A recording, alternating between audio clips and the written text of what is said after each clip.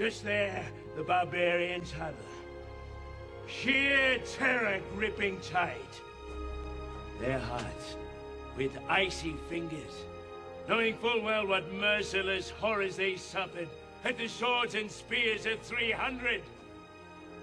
Yet they stare now, across the plain, at 10,000 Spartans, commanding 30,000 free Greeks! I told you those rocks were slippery. You're lucky you didn't kill yourself. Deal with that.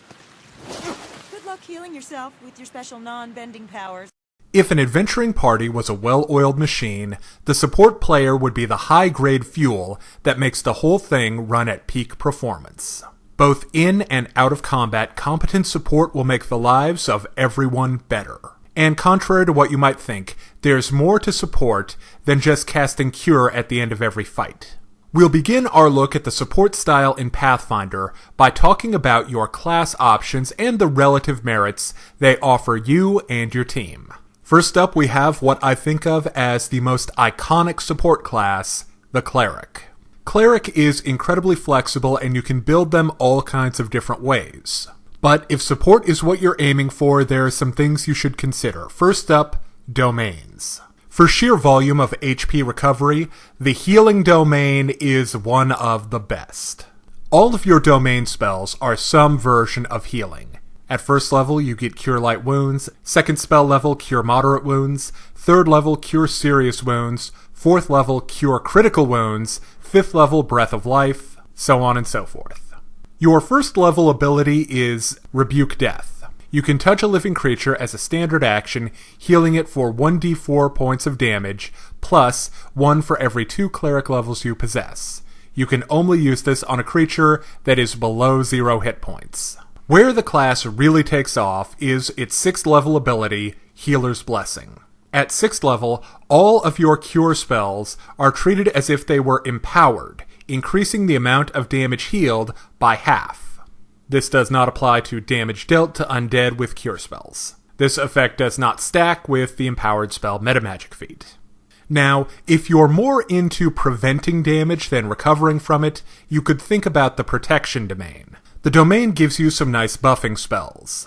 First level Sanctuary, second level Shield Other, third level Protection from Energy, fourth level Spell Immunity, fifth level Spell Resistance. You also get a very nice passive with this domain.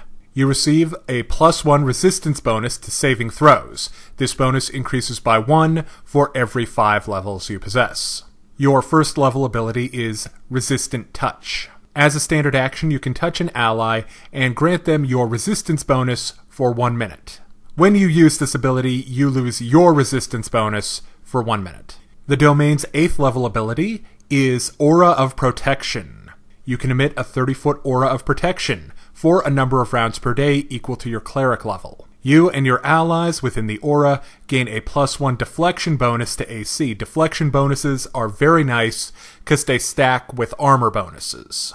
Those in the aura also receive resistance 5 against all elements: acid, cold, electricity, fire, and sonic. The deflection bonus increases by 1 for every 4 cleric levels you possess beyond 8th. And as you increase in level, the energy resistance will also increase. The next cleric class feature that support players should really make the most of is Channel Positive Energy. This is a great thing to pop off in the middle of a battle, but do remember to invest in the Selective Channeling feat. This allows you to exclude certain creatures from the healing effects of your channel. There's nothing worse than healing the enemy off an effect that you mean for the party. And after all, you're not always going to be fighting undead, unfortunately. Also, half-elves get a +1/3 bonus, so every 3 levels they get a +1 to the amount of damage done with their channel energy or the amount of HP healed. This is their favored class bonus. Finally, for the cleric, remember that your spontaneous casting allows you to eat prepared spells for healing, and your spell list has some very powerful buffs, like Bless and the enhancement spells. The next support class I want to talk about is the Bard. The first thing you need to be aware of is Bardic Performance, particularly Inspire Courage. Once you've begun your performance, you and your allies will get a small buff to attack and damage. This is a morale bonus, so it's easy to stack with other enhancement effects. The nice thing about Bardic Performance is maintaining it is a free action once it's going, so that frees you up to do other things, like buffing, healing, aid another, or any of the other actions you might take during combat. There's no reason to just stand there singing. You could also attack, if you really want to. The next support performance you should seriously consider busting out when needed is Inspire Competence. This gives a small scaling bonus to skill checks. You're going to want to have this one for whenever your wizard inevitably needs to make a climb check or a swim check, and he can't weasel his way out of it with a spell or magic item. Now let's talk about the Bard's spells. You have a small number of spells, and you need to use them wisely. You also have spells known, so you can't prepare what's going to be needed. You just have to do your best to pick ahead of time. I would recommend leaning on utility spells. Things like Identify and Tongues. Things that the party is going to need help with when the occasion arises. The next support class I think you should consider is Witch. When building a support witch, first thing you should think about is your patron. The healing patron gives you spells like Remove Fear, Lesser Restoration, Remove Disease, Restoration, and so on.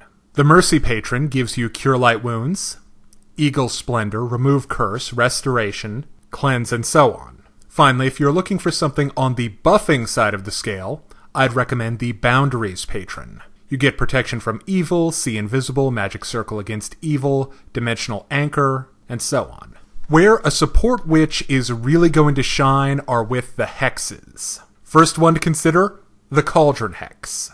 Cauldron gives you Brew Potion as a bonus feat and a +4 insight bonus on craft alchemy skill checks. The witch's eclectic spell list gives you lots of healing and buffing spells that you can easily make into potions. Now, if you've taken the Cauldron Hex, you could also take Witch's Bottle. This allows you to essentially make a potion out of one of your hexes, which you can then give to a party member and not have to worry about things like distance and them getting caught away from you when they really need that effect. Another really good support hex is Healing. This acts as Cure Light Wounds, using the witch's caster level. Once a creature has benefited from the healing hex, it cannot benefit from it again for 24 hours. At 5th level, it acts like Cure Moderate Wounds. Now, it's not a lot of healing, but it doesn't count against your spells per day, so it's basically a free heal for everyone. One of the best support hexes is Fortune.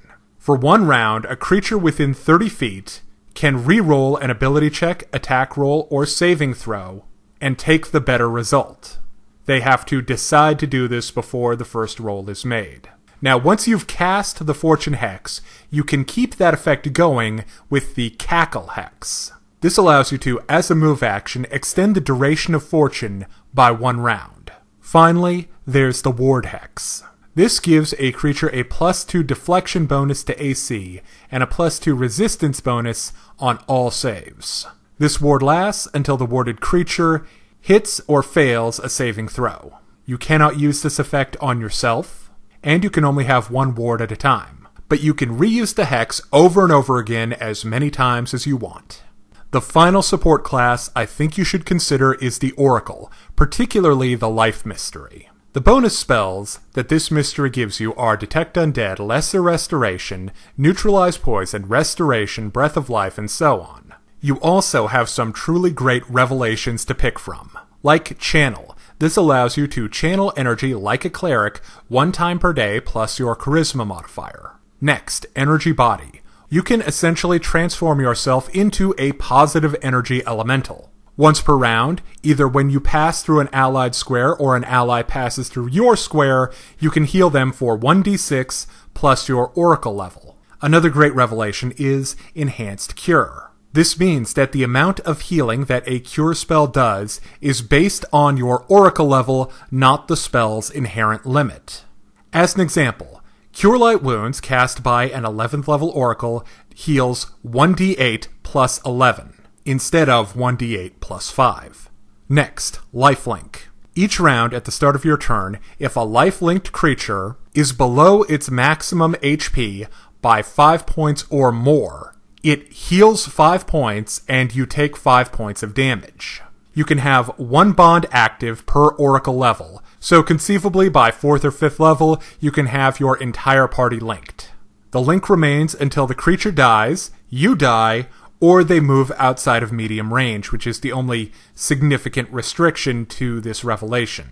You can also end the bond whenever you like. Another important thing to remember about oracles is that you have way more spells per day than a cleric does. You do have the spells known restriction though. So what that means is you're going to have to be judicious in which spells you choose for your oracle. Also, it's worth remembering that as an oracle, you add either cure or inflict spells to your spell list as soon as they become available, and you pick your spells from the cleric spell list. Now that we've talked about some of the classes and what they have to offer you, let's talk about some of the stuff you can actually do, starting with out-of-combat support. First off, item crafting. Potions are great because anybody can use them. It doesn't take any special knowledge or skills or rolls. You just drink it, and boom, there you go. Like I said before, the Witch is going to be a really good potion brewer, because you get things like the cure spells, you get some nice buff spells on your spell list, and you can add more spells to your spell list, provided you do the adding spells through your familiar, which is a little bit more tedious than a wizard just copying things down, but it's still easy to do. Also, utility wands are a great thing for a party to have. For more information on wand crafting, check out my wand crafting guide. Also, out of combat, consider helping with skill checks. To help another creature with a skill, you have to make a DC 10 skill check with the same skill. If you succeed, the other creature gets a +2 bonus. This is the Aid Another action. Also, Aid Another can be used in combat. To aid another in combat, if you could make a melee attack or an attack of opportunity against an enemy engaged with one of your allies, you make an attack roll against an AC 10. If you succeed, your ally gets a +2 bonus to AC or to their next attack. Also, it's important to know that summoned creatures, summoned via Summon Monster, can perform the Aid Another action for you, if you don't want to be that close to the fighting. Finally, let's talk about some of the tactics you should keep in mind when playing a support character in Pathfinder. First off, keep track of your party. This can be difficult, I know, especially if you have a party that likes to split up, or you have characters that run ahead, or go scouting, or do other things. But the simple fact is, you can't help another player who's gotten too far away from you, so just kind of know where they are. Next, keep yourself alive because you can't heal anyone if you're dead. This means things like making sure you have a high enough AC with whatever armor you need, and even staying close to some of the tankier party members who can keep you safe during the fighting. Finally, know who needs what. Obviously, everyone needs to be healed from time to time, but certain people don't need their health quite as much. Like, the ranged DPS guys who are hiding out, taking pot shots, don't necessarily need your heals as much as a tank who's taking a ton of abuse. Also, be thoughtful about how you spread around your buffs. Know who needs what enhancements or what bonuses. Remember, as a support player, it's your job to take the party from good to great. Thank you for watching. Now, if you're looking for more character builds, class analysis, and strategy guides for Pathfinder, check out D6 Damage right here on YouTube. And if you want to take your game to the next level, join the D6 Damage Discord. We have forums for discussions about world building, character building, general discussions, and it's a great place to share awesome stories from the table.